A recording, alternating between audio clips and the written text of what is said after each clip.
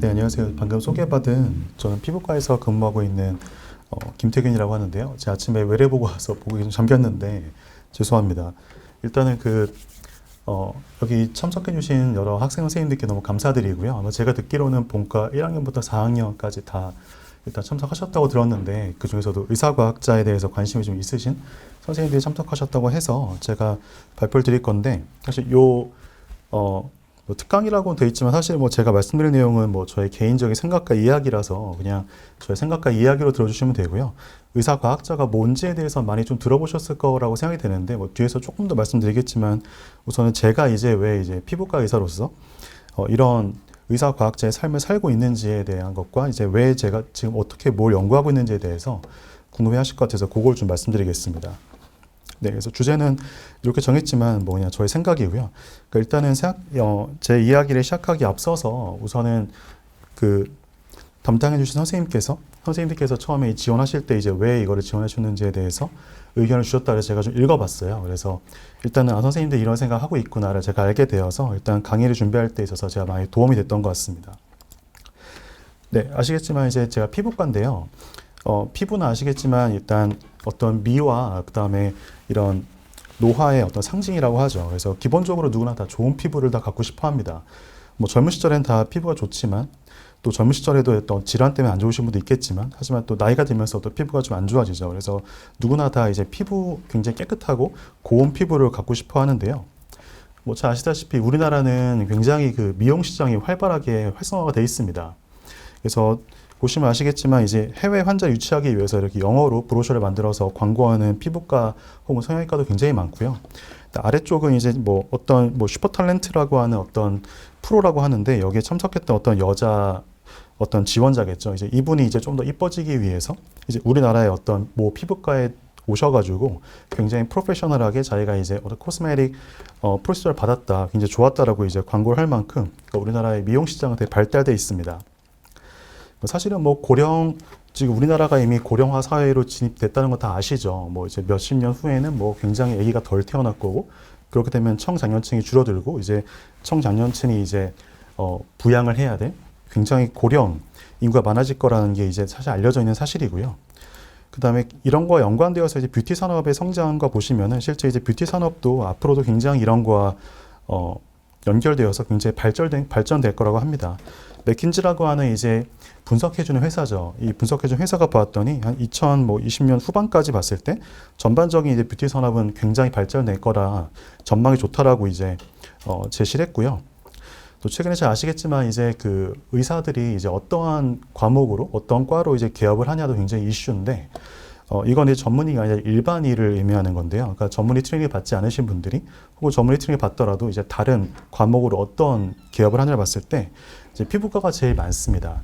이제 그만큼 이제 피부과의 어떤 개원의 전망도 좋으니까 사실 이런 걸 보시면은 이제 의사가 되어서 뭐 전문의 상관없이 이제 피부과 개원하는 것이 돈도 많이 벌고 앞으로 전망도 좋고 정말 좋은 길이 되겠구나라고 생각하실 수도 있을 것 같고 이제 이런 얘기를 이제 동아리라든지 그런 데서 들으셨을 거라고 생각을 해요, 저는.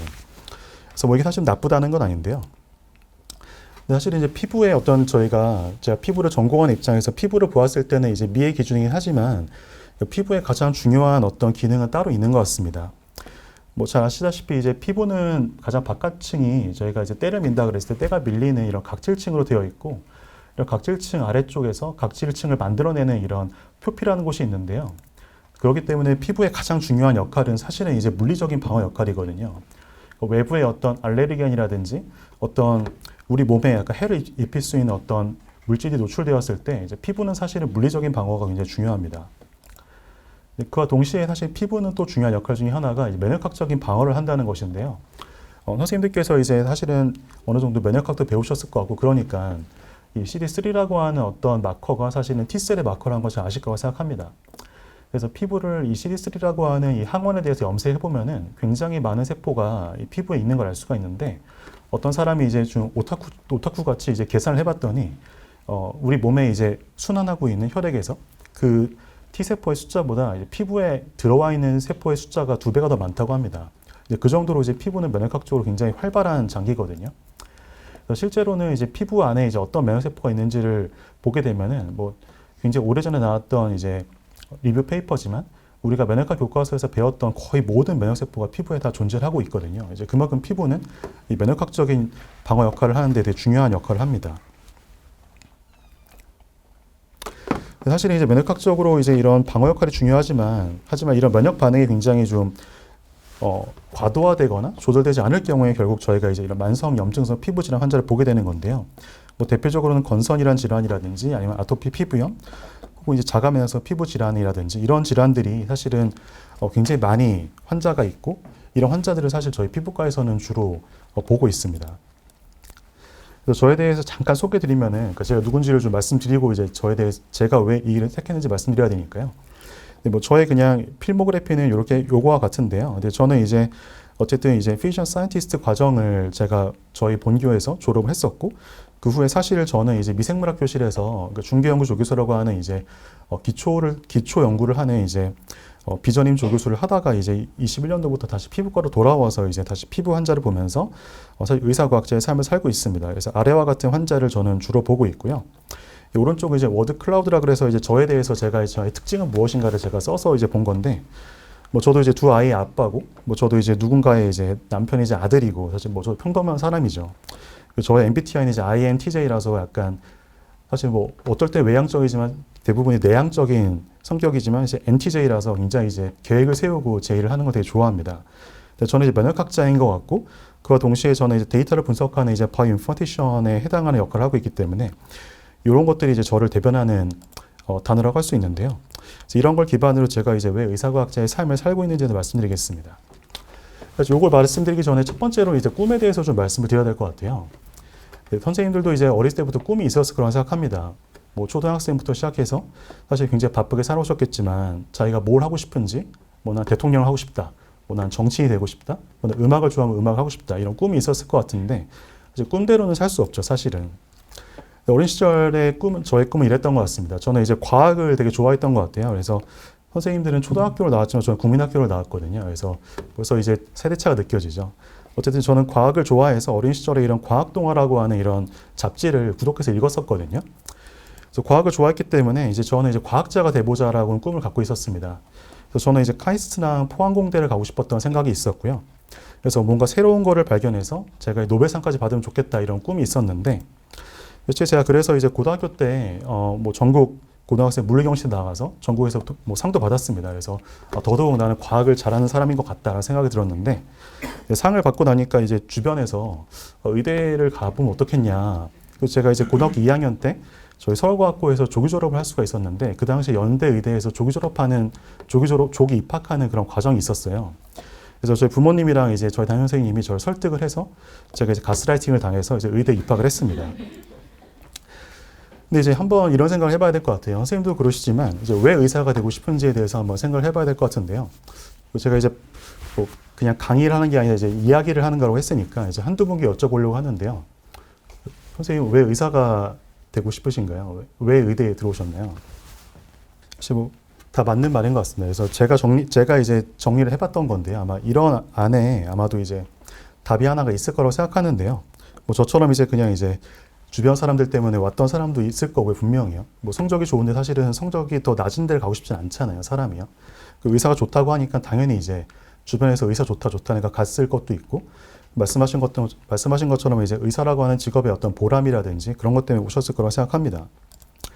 근데 저는 사실 의대생 때 제가 좀 방황을 했었어요. 물론 공부를 했지만 사실 저는 이제 의사가 왜 되고 싶었는지를 잘 몰랐던 것 같아요. 그래서 제가 사실 본과 3학년 때, 본과 2학년 때 이제 실습 들어가기 전에 제가 휴학을 하려고 했거든요. 그러니까 내가 뭘 하고 싶은지 몰라서 그때 사실은 뭐 여기 안 계시지만 제가 해부학교시 이혜영 교수님을 찾아가서 제가 휴학을 상담했다가 이제 휴학은 하지 마라. 일단은 의대를 졸업하고 하고 싶은 걸 찾아라. 그래서 제가 일단은 휴학을 하지 않았습니다. 그러고 나서 제가 이제 인턴을 끝나고 나서 무슨 과 해야 될지 모르고 있는 찰나에 주변에 친구들이 이제 피부과 좋다고 하더라고요. 그래서 제가 이제 친구 따라 강남 간다고 또 피부과를 뭐 제 의지와 상관없이 일단 들어갔던 게 있습니다. 피부과 전공을 하다가 제가 깨달은 거는 이게 제 동기들이거든요. 같이 졸업했던 저희 동기들인데 피부과가 재밌다는 거를 제가 좀 그때 알게 됐던 것 같습니다.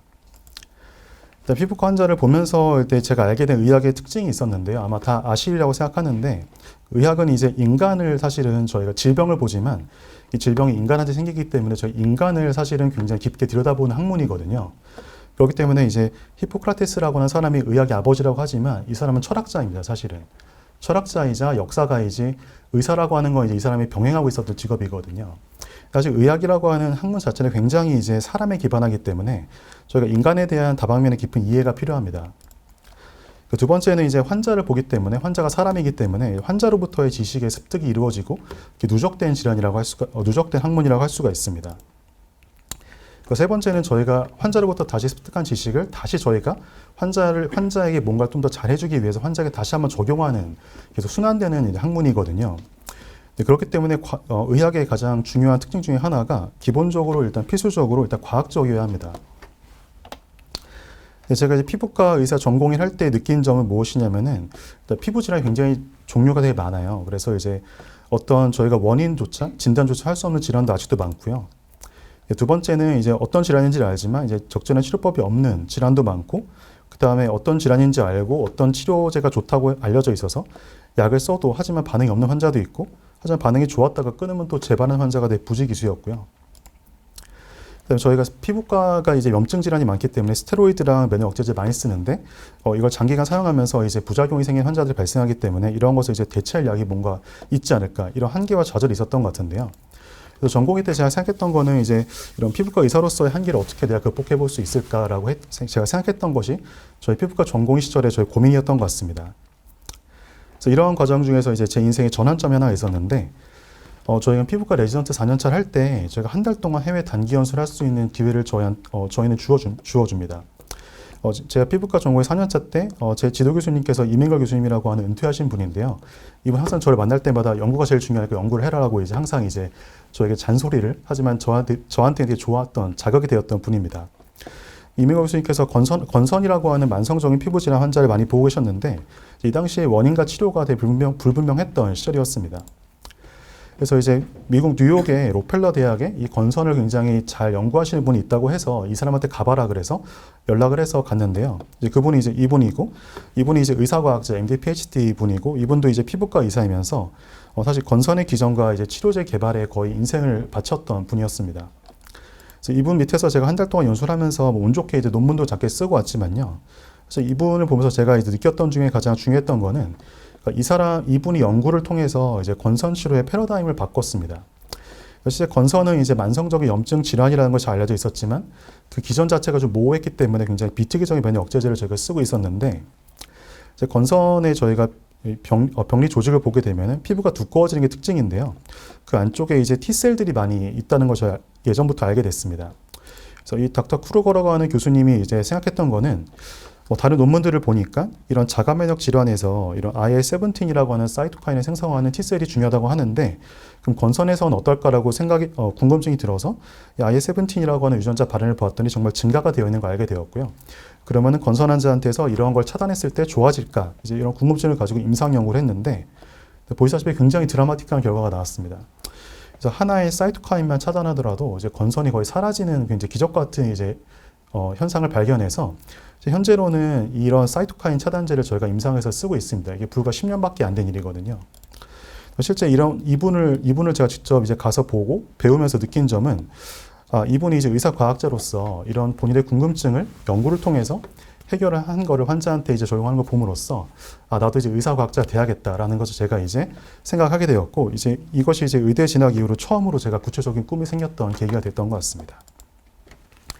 그래서 전공의 마침과 동시에 저는 이제 연세의대 이제 피지션 사이언티스트 양성 프로그램에 입학했는데요. 사실 어떤 분은 그럴 수도 있어요. 왜 굳이 그럼 5년 동안 너가 박사를 실험실에서 힘들게 해야 되냐.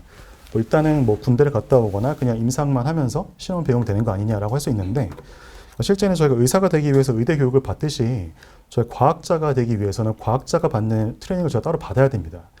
사실 그런 생각 하실 수 있을 것 같아요. 이제 뭐 연세대, 뭐 서울대에 정말 기초화만 하시는 정말 훌륭하신 분들이 많잖아요, 전국에. 그런 분들의 이제 업적을 보면 되게 저희가 감히 넘볼 수 없는 그런 어떤 연구를 하시는 것 같지만, 이제 그런 분들이 그렇게 할 수 있는 이유는 과학자가 되기 위한 훈련을 받았기 때문에 가능한 것이거든요. 그렇기 때문에 저희가 의사지만 저희가 과학자가 될 훈련을 받아야지만 저희가 의사과학자가 될 수가 있습니다. 전 세계에서 이제 저희가 가장 좋다고 하는 의과대학에서는 이미 의사과학자 양성 프로그램을 굉장히 수십 년 전부터 운영을 하고 있었고요. 실제 저는 이제 레지던트를 끝남과 동시에 5년 동안의 의사과학자 양성 프로그램에 입학을 해서 환경의생물학교실의 김현표 교수님 밑에서 분자세포 면역학 연구를 했습니다. 그 당시에 그래서 이제 피부과 의사로서 경험하기 힘든 굉장히 기초 연구를 많이 했었고요. 주로 이제 마우스를 이용해서 피부에서 발생할 면역 반응에 대해서 제가 많이 연구를 했었습니다. 그래서 이런 것을 기반으로 제가 이제 과학자의 트레이닝을 받았기 때문에 저희는 피부과 임상의로서 제가 의사과학자로서 역할을 좀 할 수가 있게 된 것 같습니다. 그래서 제가 이제 이 과정을 끝내고 나서 17년도부터 제가 피부과 돌아와서 강사를 했었고, 그 다음에 2년 동안 앞에 말씀드렸던 미생물학 교실에서의 기초 연구 조교수를 하다가 제가 21년도부터 제 피부과를 돌아와서 이제 다시 환자를 보면서 연구를 하고 있는데요. 사실 17년도부터 제가 이제 피부과 임상의이자 이제 의사과학자로서 연구를 할 수가 있었던 것 같습니다. 현재 저희 연구실은 이제 ABMRC에 있는데요. 좀 작은 랩이지만 이제 이 정도 인원으로 이제 저희가 꾸려서 연구를 하고 있고, 사실 저는 피부과 의사이자 면역학을 연구하는 사람이기 때문에 저는 이제 피부에서 어떤 면역 반응이 나타나는지에 대해서 연구를 하고 있습니다. 주로 환자에게서 얻어지는 궁금증을 가지고 연구를 많이 하고 있고요. 하지만 의사님과 동시에 제가 과학자이기 때문에 사실 질병과 아무 연관이 없는 그냥 피부 자체에서의 어떠한 변화가 있는지, 어떤 면역학적인 중요성이 있는지에 대한 기초 연구도 제가 병행을 하고 있습니다. 기본적으로 이제 환자 기반의 많은 샘플링이라든지 어떤 환자의 궁금증을 가지고 연구를 하고 있고요. 이걸 저는 주로 이제 마우스 모델을 통해서 제 연구를 좀 하고 있습니다. 그와 동시에 이제 오믹스라 그래서 잘 아시겠지만 최근에는 데이터 분석이 되게 유행이잖아요. 그래서 저도 이제 박사 마치고 나서 피부과로 돌아온 다음에 이런 오믹스 분석을 제가 스스로 배우면서 제 연구에 이용하고 있고요. 궁극적인 저의 연구의 목표는 이제 이런 것을 통해서 제가 알게 된 어떤 질환의 새로운 기전이랑 새로운 나쁜 세포를 제가 알게 되면 그런 세포를 타겟해서 새로운 어떤 치료제를 발굴하고 싶은 게 저의 목표고, 그와 동시에 어떤 질환과 연관 없지만 굉장히 베이직한 스킨 이뮤놀로지를 연구함으로써 그것이 이제 피부의 굉장히 기초적인 연구 발전에 도움이 되고자 연구를 하고 있습니다. 제가 2017년도부터 연구를 진행했던 두 가지 연구를 제가 소개를 해드리고 싶습니다. 첫 번째 연구는 제가 환자를 보면서 제가 알게 되었던 궁금증에서 시작했던 연구가 되겠는데요. 앞에 말씀드린 것처럼 건선 환자들이 어떤 특정한 사이토카인 차단 항체를 쓰면은 굉장히 좋아지는 것이 이제 이미 알려져 있는데, 사실 가장 큰 문제 중에 하나가 제 환자였는데, 이 환자가 이제 좋아진 다음에 좋아졌으니까 갑자기 안 왔어요. 그래서 약을 끊고 나니까 똑같은 곳에 재발이 돼서 왔습니다. 보시면 아시겠지만 거의 100% 재발이 돼서 왔는데, 가장 중요하게 제가 봤던 부분은 재발된 부분이 되게 똑같은 곳에서 재발이 되더라고요. 그래서 이것이 의미하는 거는 사실은 이게 좋아지긴 좋아졌지만 사실은 그 안에 뭔가 재발이 되는 어떤 특정한 어떤 원인이 있겠구나. 이게 혈액에서 또 뭔가 새로 온 게 아니라 이 피부 안에서 뭔가 이미 바뀌어 있기 때문에 재발이 되는 거구나라는 것을 유추를 할 수가 있는 거죠. 그래서 제가 가졌던 가장 쉬운 궁금증은 그러면 이제 재발이 된 곳이랑 재발이 안 된 곳이랑 차이를 알 수 있다면 뭔가 새로운 재발을 예방할 수 있는 어떤 치료제를 개발할 수 있겠네. 이게 사실은 저의 어떤 생각이었거든요. 그래서 이것을 하기 위해서는 사실은 어떤 기술이 하나 필요했습니다. 잘 아시겠지만 선생님들이 이제 스무디 킹이라든지 그런 데서 먹는 스무디는 여러 가지의 과일을 갈아서 만든 거잖아요. 사실은 이 안에 어떤 과일이 있는지는 대충 알 수 있지만 자세히 알 수가 없죠. 이것이 사실은 저희가 이제 데이터를 분석할 때 이 RNA 시퀀싱이라고 하는 어떤 기술과 접목이 되는데요. 저희가 피부를 얻어가지고 피부를 갈아가지고 그 안에서 발현되고 있는 RNA의 수준을 그냥 저희가 보게 될 경우에는 이게 어떤 세포에서 발현되는 건지 알 수가 잘 없는데, 최근에 어떤 기술이 나왔냐면은 세포 하나하나에서 RNA 발현 수준을 분석하는 이런 단위세포 수준의 RNA 분석 방법이 나왔습니다. 그래서 이렇게 저희가 할 수 있다면은 실제 이 건선 병변 안에 어떤 세포가 있었는지랑 그 다음에 어떤 세포가 나쁜 세포인지 저희가 이제 쉽게 알 수 있는 그런 기술이 이제 개발이 되었거든요. 그래서 제 환자 중에 한 명이 또 이런 IL-17 차단 항체를 써서 굉장히 좋아진 다음에 또 재발이 좋아져가지고 내원하지 않았습니다.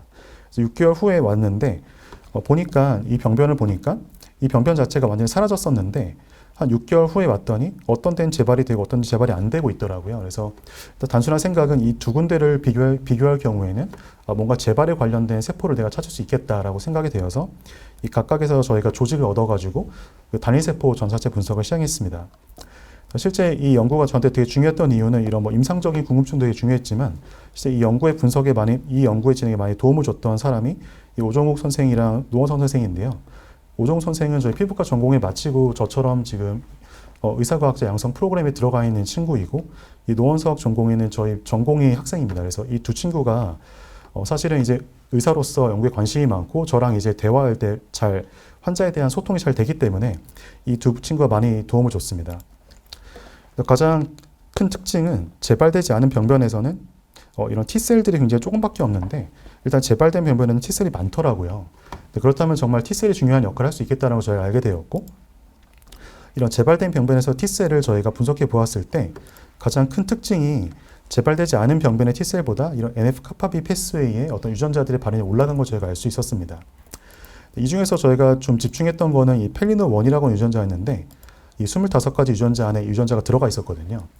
이 유전자를 봤더니 이런 재발되지 않은 병변의 T셀에 비해서 이런 재발된 병변의 T셀에서 올라가 있는 걸 알 수가 있었습니다.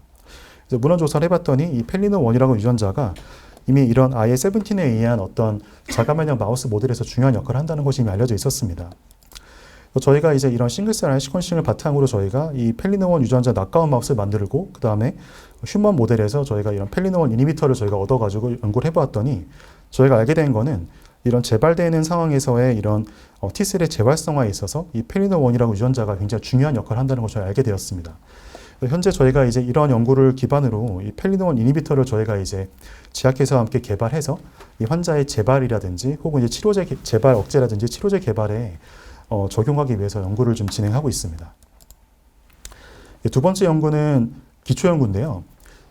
제가 예전부터 생각하던 건데 잘 아시겠지만 이제 우리 몸에는 피부든지 장이든지 이 마이크로바이옴이 되게 많잖아요. 세균이 되게 많이 있거든요. 그래서 요즘에는 뭐 이제 이런 세균에 의해서 우리 몸이 조절된다. 이제 이런 컨셉이 있을 정도로 이런 마이크로바이옴이 되게 중요한 역할을 한다고 알려져 있습니다. 굉장히 특이한 거는 이 엄마 뱃속에 있는 이 태아는 이제 엄마 뱃속에서 무균 상태로 있거든요. 그러니까 균이 있으면 안 되죠. 그 상태는요. 그렇기 때문에 저희가 생각할 수 있는 가장 합리적인 생각은 뭔가 태어나자마자 굉장히 빠른 시기에 이런 우리 몸에 이런 마이크로바이옴이 이제 생착을 할 텐데 그런 과정이 우리 몸의 어떤 면역 발달 시스템에 영향을 주지 않을까라고 누구나 단순하게 생각할 수가 있습니다. 근데 이런 생각은 저만 하는 게 아니라 이제 전 세계적인 면역학자들이 다 생각하고 있는 사실이거든요. 근데 이제 저희 그 연구시설에 이제 마우스를 저희가 태어나자마자부터 시작해서 일주일 동안 저희가 쭉 봤더니 태어나자마자 마우스의 피부에는 아무런 균이 자라지가 않는데 일주일만 되더라도 이미 균이 자라기 시작하고 2주째가 되면 엄청나게 많은 균이 이미 피부에 생착을 하고 있는 걸 저희가 알 수가 있었습니다. 단순한 생각은 그럼 우리 마우스 시설에서 이렇게 어떤 세균이 생착을 해가지고 한 2주 동안에 굉장히 빠르게 증식을 하는데 그러니까 이 안에 피부 어떤 면역세포의 발달 과정에 이런 마이크로바이옴에 영향을 주지 않을까 이런 단순한 생각으로 연구를 진행했습니다. 그래서 이 연구는 제가 강사를 들어오고 나서 바로 시작했던 연구인데요. 저희 그 의생명과학부 유지환 교수님과 그 밑에 있는 차지민 학생과 같이 연구를 진행했습니다. 그러니까 가장 단순한 거는 피부에 어떤 균이 있는 마우스와 그다음에 균이 없는 마우스를 비교하는 게 가장 쉽거든요. 처음에 저희가 했던 거는 저희 연구시설에 일반적으로 이제 그런 피부에 균이 있는 상태로 이제 자라는 마우스와 무균실로 자라는 마우스를 비교해 봤습니다. 이 두 마우스에다가 저희가 이제 아토피 피부염 모델을 유도해 봤는데 저희가 알게 된 거는 뭐 태어난 다음부터 그냥 일반적으로 이제 발달해가지고 피부에 균이 있는 마우스는 아토피 피부염의 이런 염증 정도가 이 정도까지 올라가는데 피부에 아무런 균이 없는 마우스는 이런 염증이 잘 안 생기더라고요. 굉장히 특이한 어떤 발견을 했던 것 같습니다. 그래서 이것부터 연구가 시작됐는데요. 그래서 저희가 이제 어떤 분자적으로 무슨 차이가 있는지를 보려고 저희가 이제 RNA 시퀀싱을 해봤습니다. 그래서 이런 균이 있는 상태에서 염증을 일으킨 거랑 균이 없는 상태에서 일으킨 상태를 비교해 봤더니 엄청나게 많은 차이가 있었는데 이때 저희가 알게 된 거는 이런 아토피 피부염 모델을 유발할 수 있는 여러 가지 염증 세포가 있는데 이제 그 중에서 뭐 이런 ILC2라고 하는 세포가 되게 중요한 역할을 한다고 알려져 있거든요. 근데 이러한 세포가 이런 무균 상태에서는 굉장히 줄어들어 있다는 걸 저희가 알게 됐습니다. 그래서 저희가 태어난 지 이제 일주일부터 그러니까 태어난 지 이제 2주가 될 때까지 이 마우스의 피부로부터 이 ILC2라고 하는 세포의 저희가 발달 과정을 보았습니다. 그렇게 해서 봤더니 정말 2주째가 되어야지만 이런 ILC2라고 하는 세포가 잘 발달한다는 걸 저희가 이제 알게 되었고 실제 균이 있는 상태와 무균 상태를 저희 비교해 보았더니 2주째를 뿐만 아니라 성체가 된 후에도 이 균이 있는 마우스에 대비해서 무균 상태에서의 마우스는 이런 ILC2의 세포의 수가 줄어들는 걸 저희가 알 수가 있었습니다. 단순하게 생각할 수 있는 거는 그러면은 태어난 직후에 어떤 특정한 마이크로바이옴이 피부에 도달해야지만 이 세포의 발달에 중요한 역할을 하겠구나라는 걸 저희가 알게 된 거죠. 그래서 저희가 태어난 직후에 이 마우스 피부의 마이크로바이옴을 저희가 분석을 해봤습니다. 그래서 일주일부터 2주째까지를 보았더니 어떤 특정한 세균이 많이 있는 걸 알 수가 있었는데, 그렇다면은 두 번째 저희가 마지막으로 해볼 수 있는 거는 이 특정한 균이 그러면은 정말 이 ILC2의 발달을 조절하는 것이 맞는 것인가 저희 연구를 해봤습니다. 그래서 태어난 직후에 무균 마우스를 그 균을 바른 다음에 저희가 분석을 해보았더니 실제 이 무균 마우스에 비해서 균을 발랐을 때 정말 그 세포의 발달이 증가된다는 걸 저희가 알 수가 있었고, 특히 그러한 그 마우스가 성체가 되었을 때 이런 아토피 피부염 모델이 다시 한번 악화가 된다는 것을 알 수가 있어서 이 연구를 통해서 저희가 알 수 있었던 거는 태어난 직후에 특정한 어떤 세균에 노출되는 것이 이 세포의 발달에 영향을 주어가지고 후에 아토피 피부염 염증의 어떤 증가와 연관이 있겠구나라는 걸 저희가 알 수가 있었습니다. 비록 이 연구는 굉장히 기초 연구고 이제 휴먼 데이터는 전혀 없어요. 사람에 대한 연구가 없어서 사실은 이게 임상적으로 무슨 의미가 있냐라고 저한테 물어보실 수가 있지만 저한테는 이제 피부과 의사로서 굉장히 중요한 의미가 있는 것 같습니다. 말씀드린 것처럼 이 무균 상태에서부터 시작해가지고 태어난 이제 태아에 이런 아토피 피부염이 생길 수가 있는 어떤 특정한 어떤 사람들이 있거든요. 근데 이런 사람들은 사실 어떤 제네티컬리 이미 약간 위험 인자를 갖고 있습니다. 여러 가지 유전자의 변이가 있는 거죠. 그럼 이런 사람들이 그러면은 태어난 직후에 어떤 마이크로바이옴과의 인터랙션이 있을 텐데 저희가 이것을 잘 조절할 수 있다면은 추후에 성인이 되었을 때 혹은 이런 초기에 생긴 아토피 피부염을 저희가 예방할 수 있지 않을까. 이러한 것이 이제 연구의 컨셉이 될 것 같고요. 앞으로 이제 이런 것을 이제 저희가 환자에게서 이제 증명을 하고 어떤 좋은 균주를 개발한다든지 나쁜 균주를 없애는 방법을 개발하기 위해서 연구를 더 진행을 해야 될 것 같습니다. 마지막으로 짧게 몇 가지만 말씀을 드리겠습니다. 의사과학자가 왜 중요한지에 대해서 다 들으셨을 것 같긴 한데요. 저는 한 장의 이 사진으로 좀 말씀을 드리려고 합니다.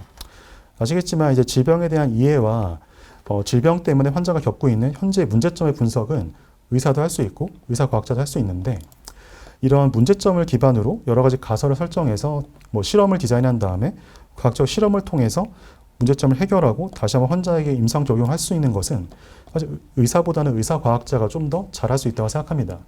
의사 중에서도 이런 과학자의 트레이닝을 받지 않고도 잘하시는 분도 많이 있어요. 하지만 이제 제가 봤을 때는 그렇다 하더라도 과학자의 트레이닝을 받은 다음에 하는 것이 좀 더 빠르다고 생각하고요. 그와 동시에 저희가 이제 의사가 아닌 그러니까 non-MD 의과학자와 연구를 같이 할 때 있어서도 의사과학자가 이런 과정에서 굉장히 소통이 잘 되기 때문에 굉장히 공동 연구를 잘할 수가 있어서 이런 의사과학자의 역할이 되게 중요하다고 생각합니다. 잘 아시겠지만 노벨 생리의학상은 이제 의학 발전의 역사와 함께하고 있었고 이 안에서 의사과학자의 역할은 굉장히 중요한데요. 이런 페니실린을 발견한 사람도 의사였고 이런 성체세포의 만능 줄기세포와 발견해서 이 두 명의 과학자가 역할을 했지만 그 중에 한 명은 이제 일본인 출신의 MD입니다. 이 사람은 정형외과 의사거든요. 최근에 또 잘 아시겠지만 이런 항암 치료 중에서 면역 치료가 요즘에 유행하고 있죠. 그래서 이게 이제 2018년도에 노벨 생리학상을 받았는데 이 둘 중에 한 명이 또 타스코 혼조라고 하는 일본의 의사입니다. 또 올해 이제 잘 아시겠지만 이 두 명의 이제 과학자가 노벨상을 받았는데 이 이유가 이제 코비드 19에 대한 이 mRNA 백신을 개발하는 데 있어서 굉장히 중요한 발견을 한 사람들이어서 이제 굉장히 빠른 시기에 노벨상을 받았는데요. 그 중에 한 명이 이제 듀 와이스만이라고 하는 사람도 이제 의사입니다. 이 사람은 감염내과 의사거든요. 그렇기 때문에 제가 봤을 때 이런 의학 발전의 역사를 바꿀 수 있고 세상을 바꿀 수 있는 사람은 저는 의사과학자라고 생각합니다. 사실 이런 생각할 수 있겠죠. 내가 이제 관심이 많은데 이거 잘할 수 있을까? 근데 이 안에서 이런 여러 가지의 제가 생각했던 것 중에서 하나라도 선생님들의 어떤 생각이 있다면은 저는 이제 의사과학자를 할 수 있을 거라고 생각합니다. 기본적으로는 누구나 다 이제 호기심과 궁금증이 다 있죠. 어떤 현상에 대한 궁금증은 다 있을 거라고 생각합니다. 그 다음에 선생님들이 이제 실습을 나가시거나 환자를 직접 볼 때 여러 가지에 대한 이제 궁금증이 생기게 되거든요. 그런 궁금증을 해결해보고 싶은 어떤 꿈이 있을 것 같은데 이제 그런 것이 있는지라든지 도전의식이 있다면은 누구든지 저는 의사과학자를 할 수 있을 거라고 생각합니다. 제가 마지막으로 강조하고 싶은 거는 그렇다 하더라도 선생님들이 가장 이런 훈련을 받을 때 중요한 거는 정말 좋은 스승을 만나야 돼요. 왜냐하면 선생님들이 이제 마음을 먹고 트레이닝을 받으려고 했지만 선생님이 트레이닝을 잘 받지 못한다면은 그 트레이닝 과정이 생각보다 힘들 수가 있거든요. 그래서 제가 한 가지 예만 들어드리겠습니다. 제가 5년 동안 이제 제가 저희 본교에서 제가 이제 피지션 사이언티스트 과정을 하고 있을 때 제가 운 좋게도 제가 1년 동안 이제 하버드 메디컬 스쿨에 제가 방문을 해서 제가 연구를 할 수 있는 기회가 있었습니다. 이때 제 PI, 제 지도 교수가 이제 이 여자 교수님이었는데요. 이분은 이제 피부과 의사인데 이분도 의사과학자고 이분이 사실은 트레이닝을 받았던 사람이 이 닥터 스타인만이라고 하는 사람입니다. 이 사람이 되게 유명한 사람인데요. 이 부분은 제가 뒤에서 말씀드릴게요. 그래서 저는 이제 이 여자 교수님한테 트레이닝을 받은 게 저한테는 되게 행운이었고, 하지만 제가 말씀드리고 싶은 거는 이 두 사람의 관계이자 이제 이 스타인만이라고 하는 사람에 대한 얘기입니다. 이 여자 교수님이 저한테 되게 항상 좋았던 거는 제가 1년밖에 안 갔다 오고 되게 짧게 갔다 왔지만 항상 저한테 너는 뭐 최고야. 자, 우리 열심히 해서 뭐 셀 네이처 사이언스 논문 쓸 수 있어. 항상 저한테 긍정적인 얘기만 하셨어요. 뭐 제가 못하는 것도 있었을 수도 있고 부족한 게 있을 수 있지만 항상 저를 서포티브하게 항상 긍정적으로 봐주시고 도와주셨기 때문에 저도 여기서 연구를 잘 진행할 수가 있었습니다. 사실 이 스타인만이라고 하는 사람이 되게 중요한 사람인데요. 이 사람도 MD입니다. 이 사람도 이제 하버드를 나온 MD인데 이 사람이 이제 의사과학자가 되고 싶어서 이 멘토인 잠빌 콘이라고 하는 사람한테 이제 박사를 했다고 해요. 근데 이 잠빌 콘이 누구냐면은 이제 마크로파지 연구의 대가입니다. 근데 마크로파지라는 세포가 이 당시에 어떻게 알려졌었냐면은 이 마크로파지가 항원을 전달해서 이 T셀 메디에이티드 이뮤니티를 매개한다고 알려져 있는 세포였습니다. 근데 이 스타인만 박사가 연구를 해보니까 마크로파지가 그런 역할을 하는 것 같지가 않았던 것 같은 거예요. 근데 사실은 이 스승이 마크로파지의 대가인데 감히 이런 말 하기 쉽지 않죠. 어떻게 이제 감히 이제 상상도 의심도 못할 수도 있잖아요. 근데 이제 이런 얘기를 해보니까 이제 이 지도 교수가 한번 네가 해봐라 라고 해서 기회를 준 것 같습니다. 그래서 이 스타인만 박사가 연구를 해보니까 실제 그동안에 마크로파지가 했다라고 알려져 있던 그 어떤 면역학적인 역할을 하고 있던 세포가 마크로파지가 아니라 이런 덴드리틱 셀이라고 하는 다른 세포가 하고 있다는 걸 이 사람이 처음 발견했습니다. 그래서 그 논문이 처음에 이제 73년도에 논문이 나왔는데요. 이게 되게 중요한 이유는 이 발견을 통해서 스타인만 박사가 노벨상을 받았습니다. 사실은 이 사람이 그런 좋은 멘토를 만나지 못했다면은, 그래서 세상을 바꾸는 연구를 하지 못했다면은 이 사람은 노벨상을 받지 못했겠죠. 하지만 그 당시에 이 훌륭한 멘토가 기회를 주고 연구할 수 있는 어떤 서포트를 줬기 때문에 저는 이 스타인만 박사가 결국 새로운 발견을 해서 노벨상을 받을 수 있다고 생각합니다. 또 제가 이제 이런 의사과학자 과정을 겪으면서도 굉장히 많은 멘토분들이 저한테 이제 힘을 주시고 저를 가르쳐 주셨기 때문에 저도 이제 의사과학자가 될 수 있었고요. 그렇기 때문에 선생님들이 이제 멘토를 많이 잘 만나셔야 되는데, 연대의대가 되게 좋은 곳인 것 같습니다. 잘 아시겠지만 이제 저희가 많이 홍보하고 있죠. 타임스 하이어 에듀케이션이라고 하는 이런 기관에서 매년마다 전 세계 이제 의과대학 순위를 매기고 있는데, 저희 의과대학이 작년부터 해서 올해까지 이제 전 세계에서 50위 안에 들고, 그 다음에 국내에서 이제 최고의 의과대학으로 이제 자리매김했습니다. 이러한 과정은 사실은 제가 봤을 때는 선생님들의 멘토가 되실 수 있는 여러 교수님들의 엄청난 연구의 그런 노력이라고 저는 생각하고 있고요. 그렇기 때문에 선생님들이 만약 의사과학자의 꿈이 있고 트레이닝을 받고 싶으시다면은 저희 연세의대가 전 좋은 장소라고 생각하고, 그걸 위해서 이제 연세 의사과학자 양성 사업단도 있어서 이런 홈페이지가 있으니까요. 참고를 하시면 좋을 것 같고, 그래서 정말 훌륭한 멘토분들이 많이 계시니까 전혀 걱정하지 않으시고 훌륭한 의사과학자가 되기 위한 꿈을 꾸실 수 있을 것 같습니다. 그래서 이 사진이 제가 처음에 맨 첫 번째 제가 넣었던 사진인데요. 이게 하버드 메디컬 스쿨에서 이제 1년에 한 세네 번 발간하는 의과대 학생을 위한 매거진이거든요. 근데 이 당시 2015년도가 제가 이제 그 하버드 메디컬 스쿨에 잠깐 연수 갔었던 그 기간입니다. 근데 제가 이 잡지를 봤는데, 제가 이 잡지를 보고 좀 특이했던 거는, 의사라고 하는데 그러면은 이게 오피스거든요.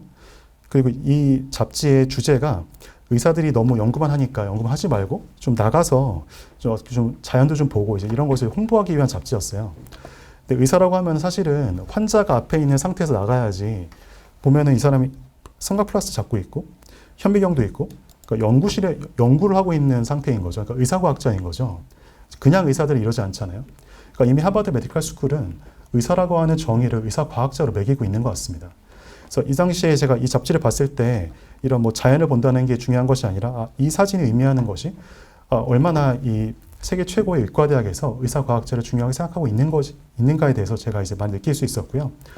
그렇기 때문에 선생님들이 만약에 의사과학제 꿈이 있고 그러시면은 그 꿈을 포기하지 마시고 꼭 의사과학제의 꿈을 이루시면 좋겠고요. 그런 과정에서 뭐 궁금한 점이 있거나 그러시면 저한테 이메일 주시면 제가 아는 한에서는 성심성의껏 제가 말씀드리겠습니다. 네, 짧은 시간이었는데 경청해 주셔서 감사합니다.